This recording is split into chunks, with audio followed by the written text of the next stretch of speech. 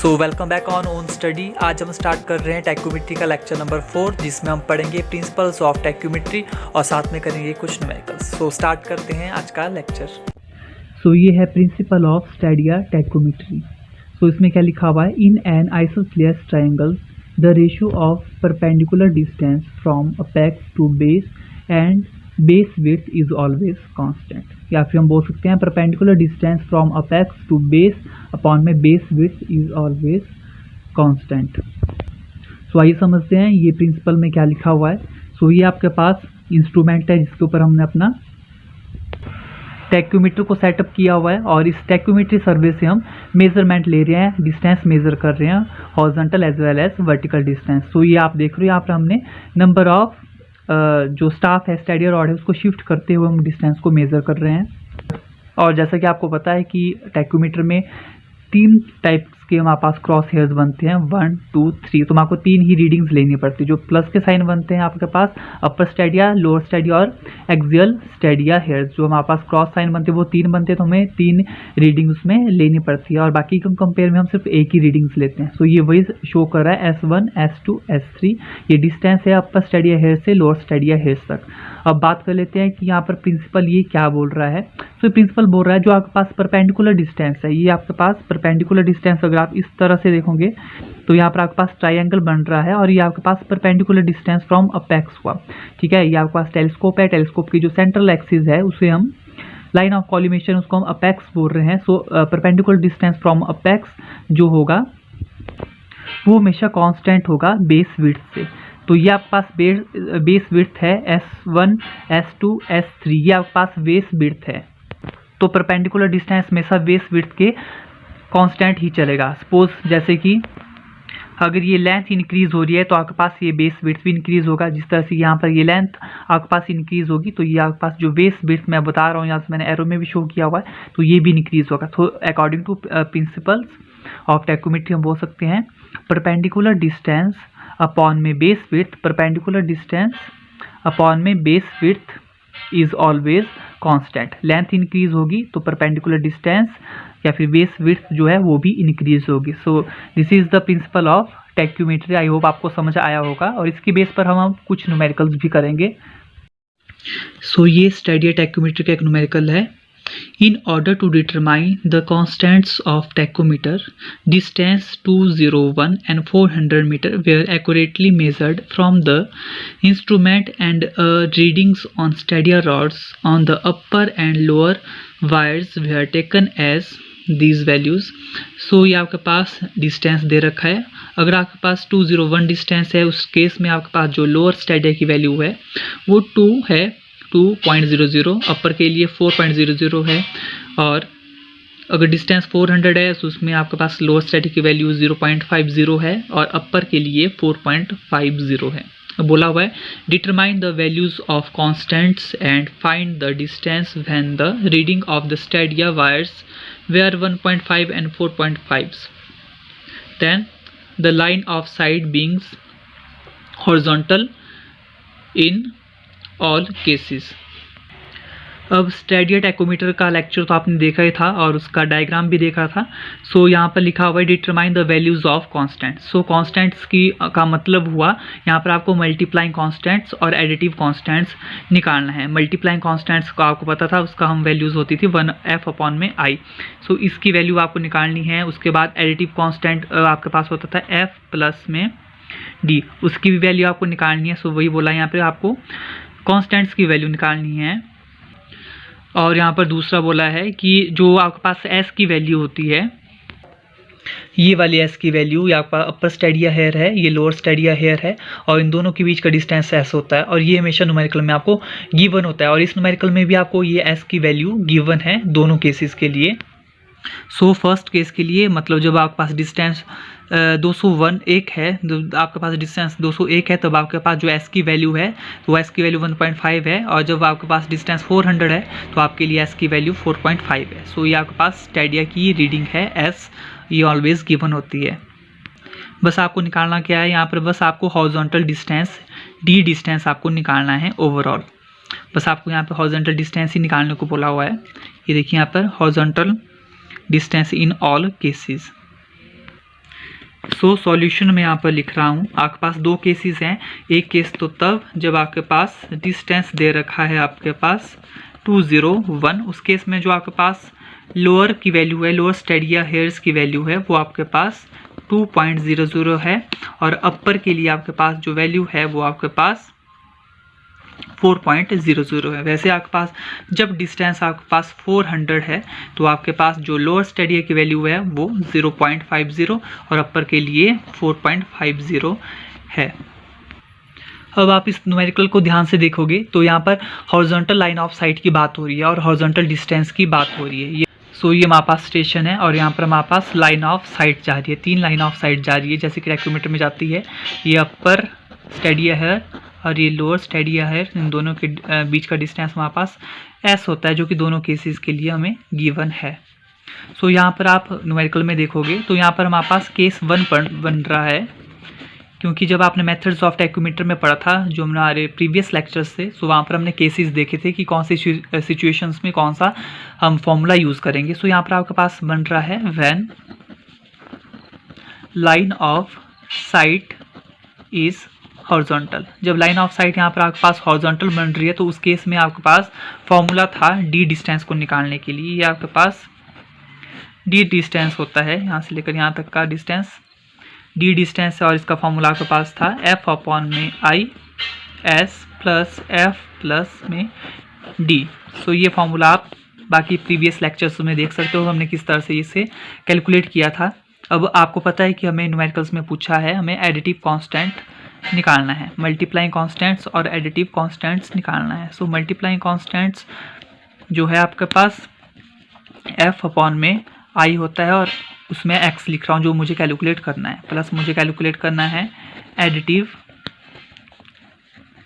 Additive constants जिसकी value होती है आपके पास f plus small d equal to y। मैं उसको नाम दे रहा हूँ जिसे मुझे कैलकुलेट करना है। मुझे x और y कैलकुलेट करना है। डी डिस्टेंस का आपने फॉर्मूला देखा था के एस प्लस में सी। के आपके पास मल्टीप्लाइंग कांस्टेंट था, सी आपके पास एडिटिव कांस्टेंट्स है।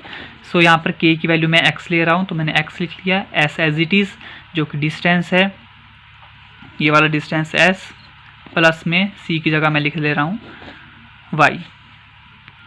अब आप देखोगे तो केस 1 में सबसे पहले क्या है, डिस्टेंस जब आपके पास 201 मीटर है तो उस केस में हम s को कैसे निकालेंगे। s हुआ आपके पास अपर स्टेडिया हेयर्स और लोअर स्टेडिया हेयर्स का बीच का डिस्टेंस। वहाँ पर आपको अपर की वैल्यू भी दे रखी है, लोअर की वैल्यू भी दे रखी है। मैं क्या कर रहा हूँ, अपर की वैल्यू आपके पास 4.00 माइनस में लोअर की वैल्यू 2.00 दे रखी हुई है। यहाँ पर ये देखिए जब केस 201 का डिस्टेंस डी आ रहा था वहाँ पर अपर की लोअर की और अपर की वैल्यू दे रखी है, तो मैं वही यहाँ पर लिख रहा हूँ। इन दोनों को माइनस करूँगा तो हमारे पास 2.00 आ जाएगा, ठीक है। मैं इस वैल्यू को यहाँ पर पुट ऑन कर दूंगा। डी डिस्टेंस हमारे पास 201 है फर्स्ट केस के लिए, इक्वल टू एस हमारे पास 2.00 है, x as it is plus में वाई भी एज इट इज़। एक इक्वेशन ये आ गई। सेकेंड केस के लिए जब आपके पास डी डिस्टेंस 400 है, यहाँ पर 400 है तो उस केस में आपके पास वही हम सेम करेंगे, अपर माइनस लोअर की वैल्यू आपको दे रखी है 4.50 माइनस में लोअर के लिए 0.50, इन दोनों को माइनस करूँगा तो हमारे पास आ जाएगा 4.00। अब इस s की वैल्यू को मैं यहाँ पर पुट ऑन कर दूंगा। डी डिस्टेंस हमारे पास 400 है, इक्वल टू 4.00 x प्लस में y, इक्वेशन नंबर 2। उसके बाद हम इन दोनों इक्वेशनों को सॉल्व करेंगे। Solving equation number 1 and 2। दोनों इक्वेशनों को मैं लिख रहा हूँ 2.00 x प्लस में y, और सेकेंड इक्वेशन 400 डिस्टेंस के लिए 4.00 x प्लस में y। यहाँ पर y से y कट हो रहा है, सिंगल टर्म्स हैं, ठीक है। तो इसको मैं सिंप्लीफाई कर रहा हूँ, इसे मैं माइनस कर दूंगा तो हमारे पास आ जाएगा 199 इक्वल टू 2x। इसे भी हम माइनस करेंगे। x को हमने कॉमन ले लिया तो 199 अपॉन में 2 कट करूंगा तो x हमारे पास आ जाएगा इधर 99.5। आप खुद इसको सॉल्व किया करें, कैसे साथ में रखें। तो जितनी ज़्यादा आप प्रैक्टिस करोगे उतना ज़्यादा आपके लिए बेनिफिशियल है। तो सबसे पहले तो हमें निकालना है कॉन्स्टेंट्स। तो हम निकालेंगे सबसे पहले मल्टीप्लाइंग कॉन्स्टेंट्स, जिसे हम लिखते हैं f/i। तो यहाँ पर x हमने माना था कि हमारे पास वो मल्टीप्लाइंग कॉन्स्टेंट्स है, तो वो इसकी वैल्यू हमारे पास 99.5 आ चुकी है। सो ये आंसर है एडिटिव कांस्टेंट का। इसके बाद हमें निकालना है ये एडिटिव कांस्टेंट्स, और ये हमारे पास मल्टीप्लाइंग कांस्टेंट्स था। ठीक है, यहाँ पर आप मल्टीप्लाइंग कांस्टेंट लिख ले। तो हमें निकालना है एडिटिव कांस्टेंट, जिसे हम डिनोट करते हैं C के साथ, और उसका फॉर्मूला था F प्लस में D। सो हम बाय यूजिंग फर्स्ट इक्वेशंस आपने देखी थी, फ्रॉम इक्वेशन 1 जो थी 201 इक्वल टू 2.00 x प्लस में y। अब यहाँ पर x की वैल्यू आ गई है, y को हम कॉमन ले लेंगे क्योंकि y को हमें निकालना है। सो मैं यहाँ पर लिख रहा हूँ 201 माइनस में 2 इंटू में x, दूसरी साइड चल जाएगा तो ये माइनस का हो जाएगा। y इक्वल टू 201 माइनस में 2 में x की वैल्यू हमारे पास 99.5 आई है। इसको मैं सिंप्लीफाई करूँगा कैलसी पे, तो आ जाएगा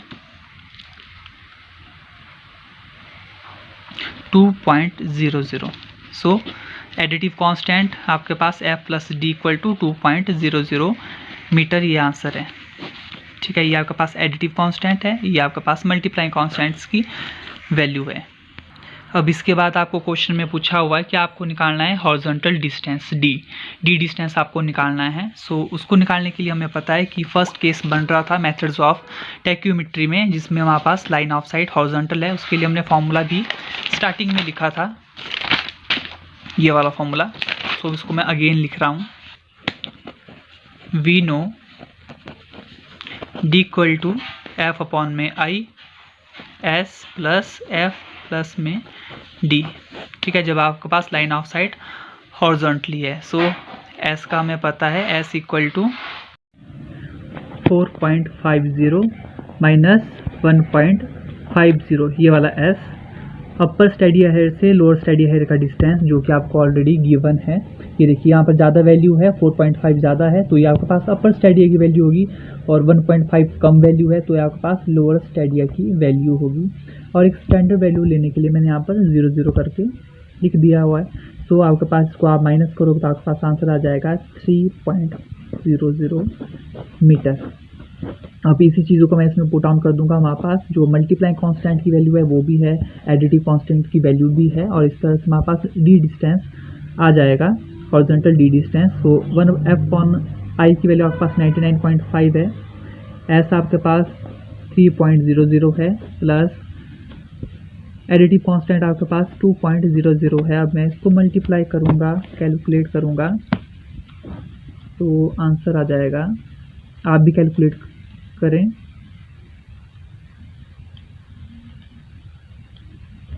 तो मेरे पास आंसर आ गया है इधर 300.5 मीटर डिस्टेंस। तो जो आपने वहाँ पर देखा था जहाँ पर उन्होंने स्टेशन सेटअप कर रखा हुआ है, और जो आपके पास ये लाइन ऑफ साइट जा रही है, आपके पास एस डिस्टेंस है अपर स्टेडिया से लोअर स्टेडिया हेयर्स के बीच का डिस्टेंस, और ये आपके पास इंस्ट्रूमेंटल एक्सिस से लेकर आपके पास जो रिड्यूस लेवल आप जहाँ पर निकाल रहे हो वहाँ तक का जो डी डिस्टेंस है वो आपके पास यहाँ पर आ चुका है, हॉरिजॉन्टल डी डिस्टेंस। तो ये था आज का न्यूमेरिकल स्टैडिया टेक्योमेट्री का। इन न्यूमेरिकल्स की जितनी ज़्यादा आप खुद से प्रैक्टिस करोगे उतना ही आपके लिए बेनिफिशियल है। न्यूमेरिकल्स को ज़्यादा से ज़्यादा आप सॉल्व करें और डाउट्स को क्लियर करें। इससे पहले के लेक्चर में मैंने जितने भी फॉर्मूलाज यूज़ होंगे अकॉर्डिंग टू सिचुएशन जो आपको दे रखी होती है, उसके अकॉर्डिंग ही सिचुएशन के अकॉर्डिंग ही आप डी डिस्टेंस को निकालने के लिए फॉर्मूले का यूज़ करते हो। जैसे यहाँ पे लाइन ऑफ साइट हॉरिजॉन्टल थी तो हमने वाला फॉर्मूला यूज़ किया। अगर लाइन ऑफ साइट आपके पास इंक्लाइंड होती या फिर आपके पास डिप्रेशन में जा रही है या फिर अपवर्ड जा रही है तो उसके लिए फॉर्मूले अलग हैं। तो ये ज़रूरी है कि आपको पहले सिचुएशन का पता हो कि न्यूमेरिकल्स में आपको पूछा क्या है और क्या करना है। और नेक्स्ट लेक्चर यानी पार्ट 5 में आप पढ़ेंगे टेक्योमेट्री के numericals. So you must be attend the class.